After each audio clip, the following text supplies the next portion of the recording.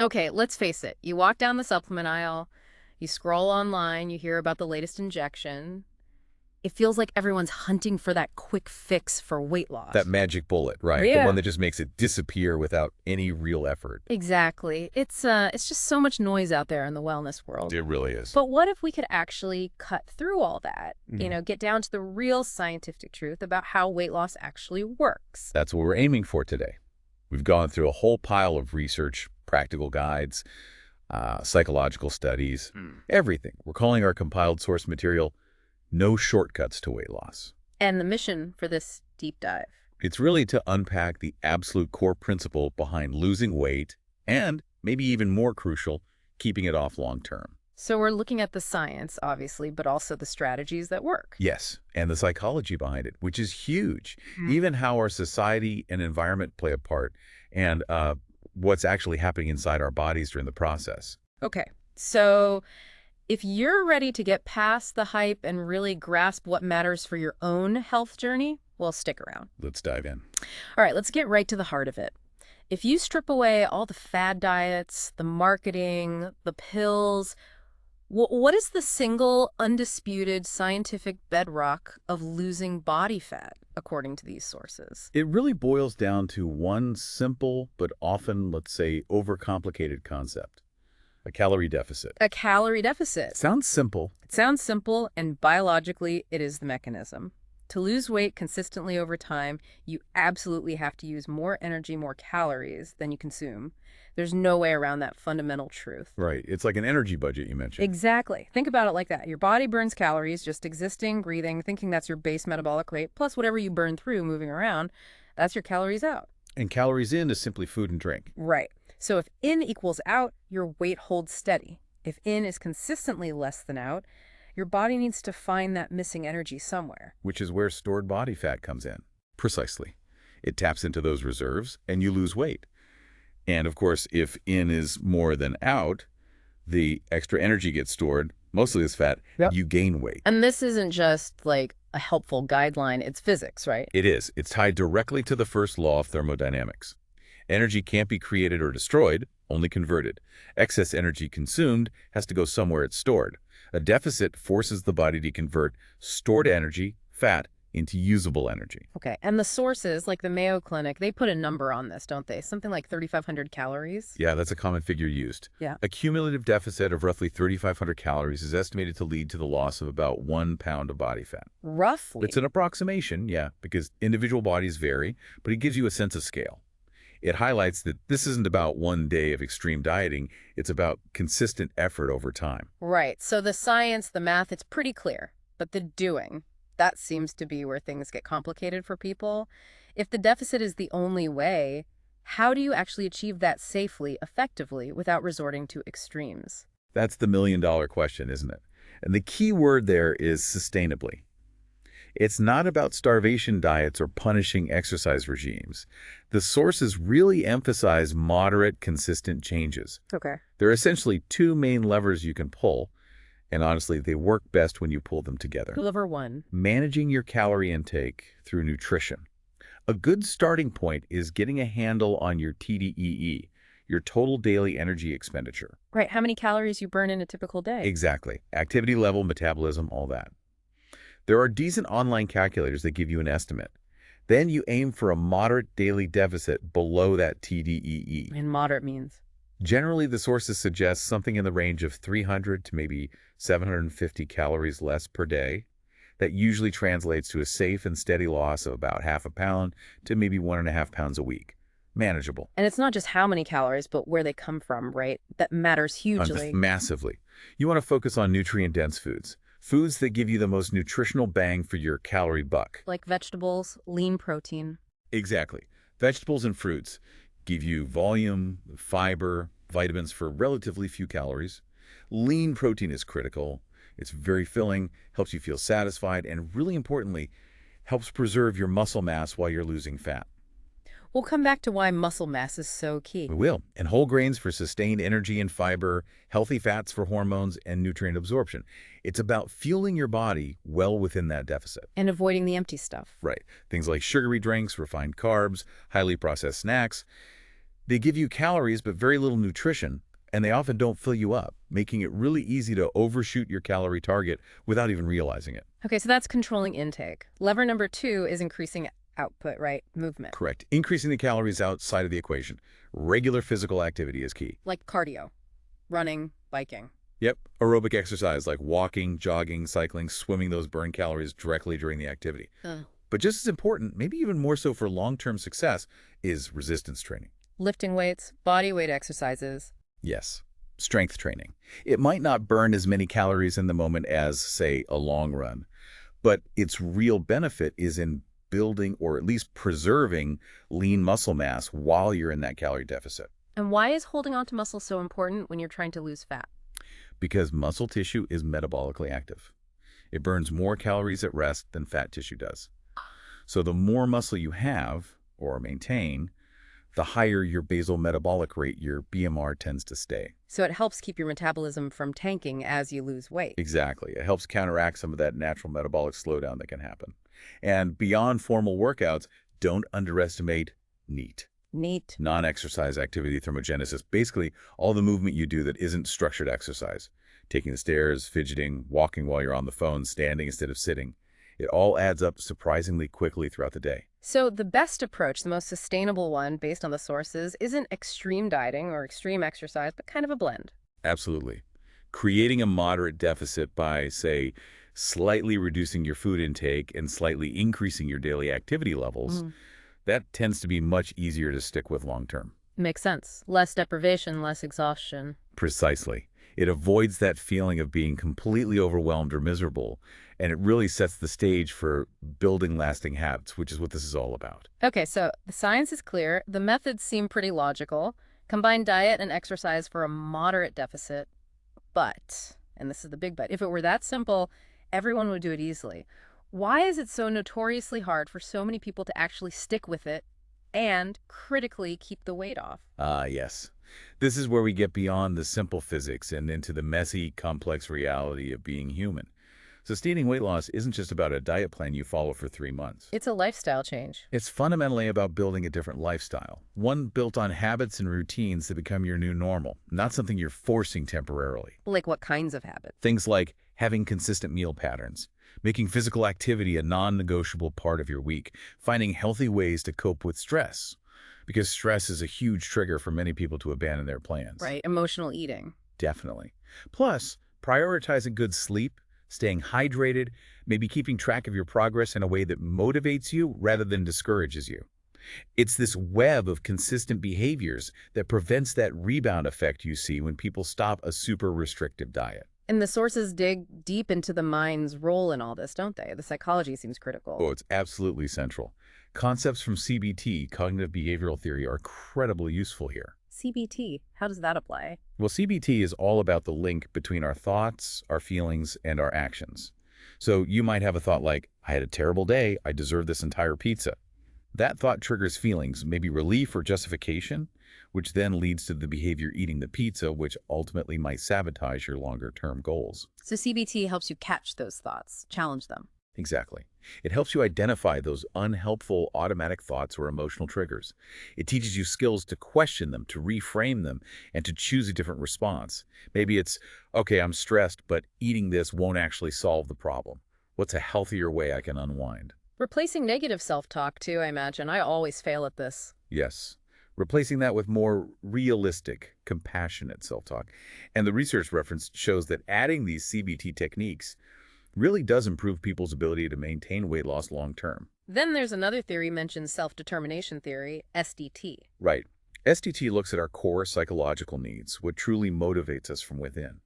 It suggests we're driven by needs for autonomy, feeling like we're in control of our choices, competence, feeling capable and effective, and relatedness, feeling connected and supported by others. Okay, and how does that link to sticking with weight loss? It means that weight loss approaches that give you a sense of choice and control. Like picking healthy foods you actually enjoy, not just following a rigid list.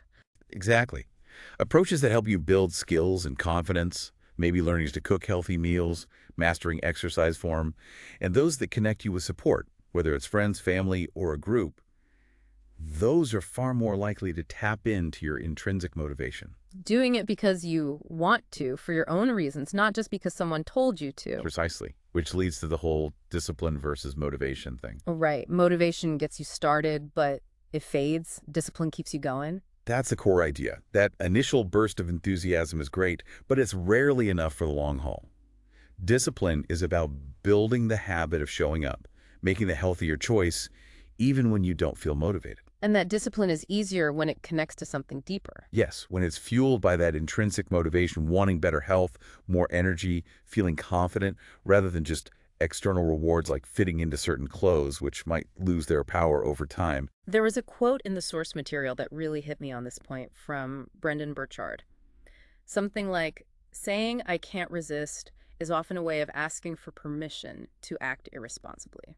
That's a powerful reframe, isn't it? It shifts the narrative from being a powerless victim of temptation to acknowledging your own agency in the moment. It puts the choice back in your hands, even when it's hard. Exactly. It highlights self-ownership. It empowers you to think, okay, this is difficult, but I can choose differently. And this all ties into identity, doesn't it? The idea from James Clear's Atomic Habits, it's not just about achieving weight loss, but becoming the kind of person who is healthy. Yes. That's such a crucial shift. When you start identifying as, say, a person who prioritizes movement or someone who fuels their body well, making choices consistent with that identity feels more natural, less like a constant battle. Because that's just who you are now. Right. It becomes part of your self-concept, which is a much stronger driver than just chasing an outcome. But it's not all just in our heads, is it? The world around us, our environment, plays a massive role too. Oh, absolutely huge. Yeah. We don't make these choices in a vacuum. Our social norms, our culture, they dictate so much about what we eat, how much, when celebrations revolve around food. And sometimes the environment itself makes healthy choices harder. Definitely. Think about food deserts, places where access to affordable, fresh, healthy food is limited, or neighborhoods that lack safe sidewalks or parks for exercise. Even work or family life can get in the way. For sure. Sedentary jobs, family members who aren't supportive, social events centered around unhealthy options. These are real barriers. The sources even cited that study showing how obesity can spread through social networks. If your friend becomes obese, your own risk increases. Wow. That highlights that social influence. It really does. And socioeconomic factors are undeniable barriers. Too healthy food often costs more. Access to gyms or education might be limited. So just telling someone, eat less, move more, can feel really simplistic or even dismissive if you don't acknowledge these external factors. Exactly. Truly effective strategies have to consider these environmental and societal challenges. It's not just about willpower. It's about helping people navigate their specific world, maybe learning to set boundaries, finding affordable options, building supportive microenvironments. Okay, so we've got the basic science, the psychology, the environment. What's actually happening physiologically inside our bodies as we lose weight? Right, the body's response. We touched on basal metabolic rate, BMR, the calories you burn at rest. That makes a big chunk of your daily burn. And it goes down a bit when you lose weight. Typically, yes. As you lose mass, your body simply needs less energy to maintain itself. It's a natural adaptation, but it does mean that to continue losing weight or to maintain loss, you might need to adjust your intake or activity slightly over time. Is that why people hit plateaus, where the weight loss just stops? That's part of it. But there's also something called adaptive thermogenesis. This is where the body actively resists further weight loss, How does it do that? primarily through hormonal changes. As fat stores decrease, hormones that regulate hunger and fullness shift. Ghrelin, the hunger hormone, often increases, making you feel hungrier. Leptin, which signals satiety or fullness, can decrease, making it harder to feel satisfied after eating. So your body's essentially trying to drive you to eat more and conserve energy. It's fighting back. In a way, yes. It's trying to get back to what it perceived as its stable state. Understanding this is key, though, Aye. because it helps you realize that increased hunger or a plateau isn't necessarily a sign you're failing. It's a predictable physiological response. It means you need patience, maybe a strategic adjustment, focusing more on protein and fiber for fullness, ensuring you're getting enough sleep, perhaps tweaking your activity rather than just getting frustrated and giving up. And this is where maintaining muscle mass comes in again. Absolutely. Because muscle burns more calories at rest, keeping it through strength training helps offset some of that BMR drop in metabolic adaptation. It keeps your metabolic engine running a bit higher. Plus, eating adequate protein helps manage those hunger hormones like ghrelin. Given all this difficulty, the psychological hurdles, the environmental barriers, the body literally fighting back, it's really no wonder people desperately search for those shortcuts we talked about. Pills, supplements, injections. It's completely understandable why they're appealing. The promise of an easier way is powerful. But what do the sources conclude about relying on these? Do they work? Are they the answer? The consensus across all the reputable sources, medical guidelines, research reviews is very clear. No, they are not the magic bullet. Okay. Prescription medications can have a role for certain individuals under medical supervision. They might lead to, say, 5% to maybe 15% weight loss on average, but they often come with side effects. And crucially, they don't fix the underlying issues. Exactly. They don't teach you sustainable eating habits, how to manage stress, or how to integrate activity into your life. So, what happens when you stop taking them? The weight comes back. Very often, yes. Harvard Health puts it bluntly.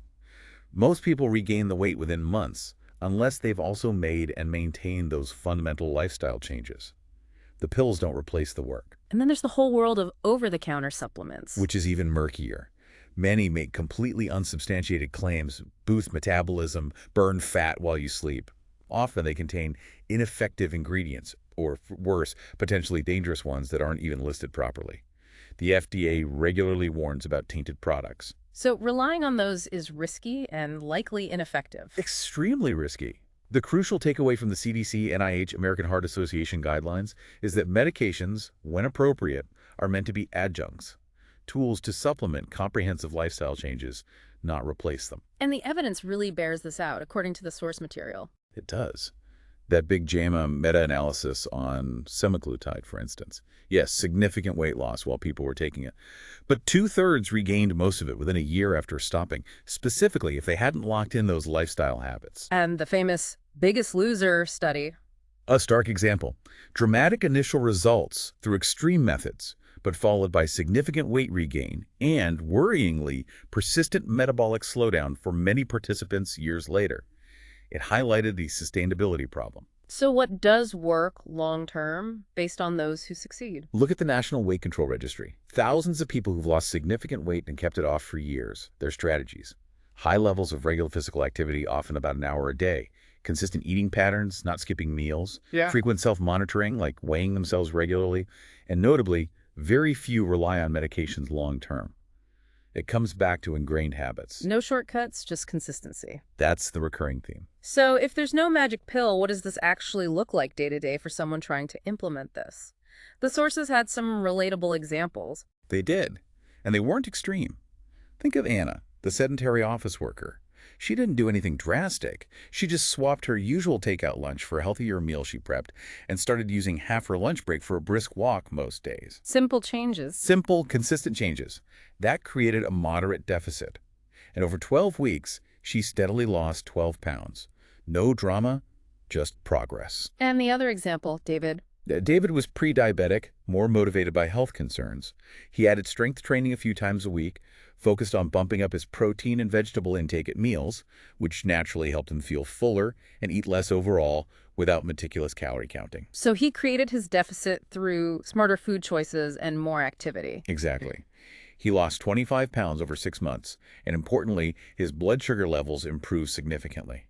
These examples show realistic strategies, consistently applied, yield results. And zooming out again, this whole process, it's about so much more than just aesthetics or fitting into smaller clothes, isn't it? Oh, absolutely. The broader health implications are profound. Managing weight through these sustainable principles is one of the most powerful things you can do for chronic disease prevention. Reducing risks for heart disease, diabetes. Heart disease, type 2 diabetes, several types of cancer, sleep apnea, high blood pressure, the list goes on. The benefits are huge. And mental health, too. Definitely.